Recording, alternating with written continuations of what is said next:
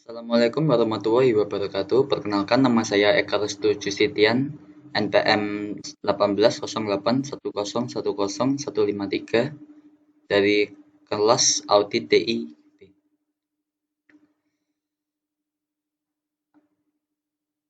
Saya akan menjelaskan sekilas tentang audit. Pengantar, dengan komputerisasi di berbagai bidang, kegiatan akan membawa dampak terhadap kegiatan pemeriksaan atau audit, baik secara langsung maupun tidak langsung. Perubahan cara pembukuan dari manual menjadi komputerisasi menyebabkan perubahan seperti dokumen dari bentuk kertas menjadi non-visual, sebagian besar data yang akan dianalisa tersimpan dalam file. Cara pemeriksaan secara tradisional atau manual memerlukan banyak waktu dan tenaga. Bagi auditor sendiri, bila tidak memahami masalah komputer, maka dapat menyebabkan hasil audit tidak optimal. Definisi audit. The Institute of Internal Auditor atau IAA mendefinisikan internal auditing sebagai fungsi penilaian independen yang ditetapkan dalam suatu organisasi untuk memeriksa dan mengevaluasi kegiatannya sebagai layanan kepada organisasi. Definisi sistem audit sistem informasi. Audit SI adalah proses pengumpulan dan mengevaluasi fakta untuk memutuskan apakah sistem komputer yang merupakan aset bagi perusahaan terlindungi, integritas data terpelihara sesuai dengan tujuan organisasi untuk mencapai efektivitas dan efisiensi dalam penggunaan sumber daya. Audit SI atau TI merupakan upaya menilai apakah proses IT sudah dilakukan dengan baik untuk mendukung tujuan organisasi dengan melakukan pengendalian dari outcome yang dihasilkan. Audit sistem informasi adalah sebuah proses yang sistematis dalam mengumpulkan dan mengevaluasi bukti-bukti untuk menentukan bahwa sebuah sistem informasi yang digunakan oleh organisasi telah dapat mencapai tujuannya, antara lain pengamanan atas aktiva atau aset, pemeliharaan atas integritas, peningkatan efektivitas. Definisi audit sistem informasi menurut Ron Weber merupakan proses pengumpulan dan penilaian bukti-bukti untuk menentukan apakah sistem komputer dapat melindungi aset, memelihara integritas data, dapat mendorong pencapaian tujuan organisasi secara efektif, serta menjamin penggunaan sumber daya secara efisien. Pentingnya audit sistem informasi. Mengacu pada pendapat Weber R., audit dan sistem pengendalian menjadi semakin penting dalam sistem informasi berbasis komputerisasi, dengan alasannya sebagai berikut. Besarnya biaya dan kerugian.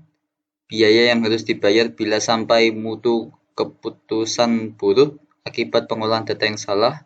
Potensi kerugian kalau terjadi kesalahan atau penyalahgunaan komputer. Nilai investasi yang tinggi dalam pengadaan maupun perawatan mesin atau hardware dan software. Nilai atau biaya yang tinggi yang dikeluarkan untuk pendidikan personil, biaya yang tinggi bila terjadi komputer error. Perlunya dijaga privasi mengingat di komputer tersedia data rahasia agar perkembangan dan pertumbuhan komputerisasi dapat terkendali. 4. Tujuan audit yaitu melindungi atau mengamankan aset organisasi, menjaga integritas data, menjaga efektivitas sistem, penggunaan SDM secara efisiensi. Aset yang dilindungi merupakan aset aktiva yang berhubungan dengan instalasi sistem informasi seperti perangkat keras atau hardware, perangkat lunak, manusia, data dokumentasi sistem, dan peralatan pendukung. Integritas data berarti data memiliki atribut kelengkapan, baik dan dipercaya, kemurnian, dan ketelitian.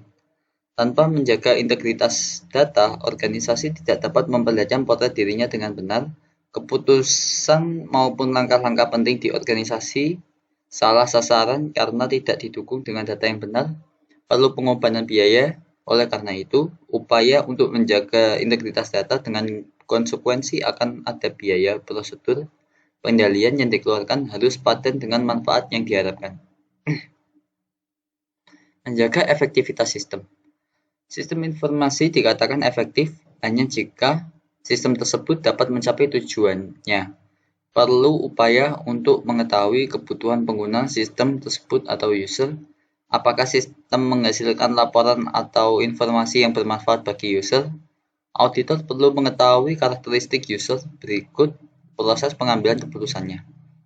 Evaluasi ini akan memberikan masukan bagi pengambil keputusan mengenai apakah kinerja sistem layak dipertahankan, harus ditingkatkan, atau sudah usang. Penggunaan SDM secara efisiensi dikatakan efisien jika ia menggunakan sumber daya seminimal mungkin untuk menghasilkan output yang dibutuhkan. Pada kenyataannya, sistem informasi menggunakan berbagai sumber daya seperti mesin dan segala perlengkapannya, perangkat lunak, sarana komunikasi, dan tenaga kerja yang mengoperasikan sistem tersebut. Harus berkompetisi untuk memperdayakan sumber daya yang ada tersebut. Jika melihat tujuan audit sistem informasi pada bagian sebelumnya, maka terdapat dua aspek utama pada audit sistem informasi, yaitu conformance atau kesesuaian dan performance atau kinerja. Audit SI dimaksudkan untuk memberikan informasi kepada manajemen puncak agar manajemen mempunyai penilaian yang lebih jelas terhadap sistem informasi yang diimplementasikan pada organisasi tersebut. Ruang lingkup audit SI mengidentifikasi sistem data yang ada, memahami sebesar sistem informasi mendukung kebutuhan strategis organisasi dan operasional organisasi, mengetahui pada bidang atau area mana fungsi, kegiatan, atau bisnis proses yang didukung dengan sistem informasi, menganalisis tingkat pentingnya data yang dihasilkan oleh sistem dalam rangka mendukung kebutuhan para pemakainya, mengetahui keterkaitan antara data, sistem pengolahan dan transfer informasi, mengidentifikasi apakah ada kesenjangan atau gap, membuat peta atau map dari arus informasi yang ada. Metodologi audit SI dalam pelaksanaannya, auditor TI mengumpulkan bukti-bukti yang memadai melalui berbagai teknik termasuk survei, wawancara, observasi, dan review dokumentasi. Satu hal yang unik, bukti audit yang diambil oleh auditor biasanya mencakup pula bukti elektronis. Biasanya, auditor TI menerapkan teknik audit berbantuan komputer disebut juga dengan CAAT.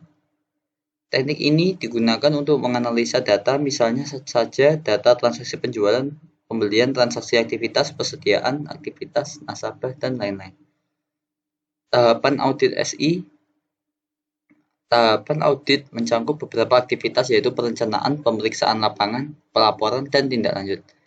Perencanaan adalah tahap yang dilakukan untuk menentukan ruang lingkup atau scope, objek yang akan diaudit, standar devaluasi dari sistem audit, dan komunikasi dengan manajer pada organisasi yang bersangkutan dengan menganalisa visi, pasaran, dan tujuan objek yang diteliti, serta strategi kebijakan-kebijakan yang terkait dengan pengolahan investigasi.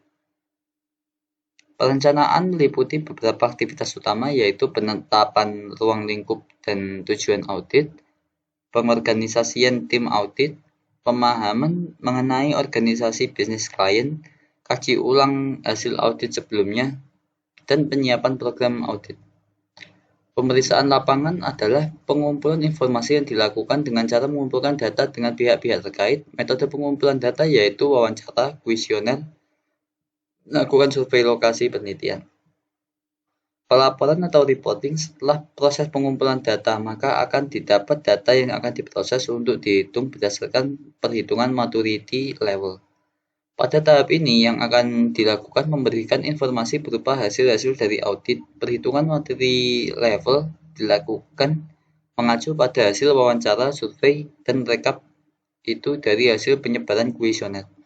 Berdasarkan hasil maturity level yang mencerminkan kinerja saat ini atau current maturity level dan kinerja standar atau ideal yang diharapkan akan menjadi acuan untuk selanjutnya dilakukan analisis kesenjangan atau gap. 4. Tindak lanjut atau follow up. Tahap ini dilakukan adalah memberikan laporan hasil audit berupa rekomendasi tindakan perbaikan kepada pihak manajemen objek yang diteliti. Wewenang perbaikan menjadi tanggung jawab manajemen objek yang diteliti akan diterapkan atau hanya menjadi acuan untuk perbaikan di masa yang akan datang. Siapa yang diaudit? Manajemen, IT manager, IT spesialis, atau user. Tugas auditor memastikan sisi penerapan IT memiliki kontrol yang diperlukan dan memastikan kontrol tersebut diterapkan dengan baik dan sesuai harapan. Yang dilakukan persiapan review dokumen, persiapan kegiatan on-site audit, melakukan kegiatan on-site audit, persiapan persetujuan dan distribusi laporan audit atau follow-up audit. Output kegiatan audit oleh auditor SI, hasil akhir berupa laporan berisi ruang lingkup audit, metodologi, temuan-temuan, ketidaksesuaian atau sifat ketidaksesuaian bukti-bukti pendukung, syarat yang tidak dipenuhi, lokasi tingkat ketidaksesuaian, kesimpulan tingkat kesesuaian dengan kriteria audit, efektivitas implementasi, pemeliharaan, dan pengembangan sistem manajemen rekomendasi. Kompetensi auditor SI, audit skill seperti sampling, komunikasi, melakukan interview, mengajukan pertanyaan, dan mencatat. Generic knowledge atau pengetahuan mengenai prinsip-prinsip audit. Specific knowledge adalah background IT atau sistem IS. Business specialist technical skill, pengalaman audit sistem manajemen, perundangan. Prinsip seorang auditor, ethical conduct berdasar pada profesionalisme, kejujuran, integritas, kerahasiaan, dan kebijaksanaan.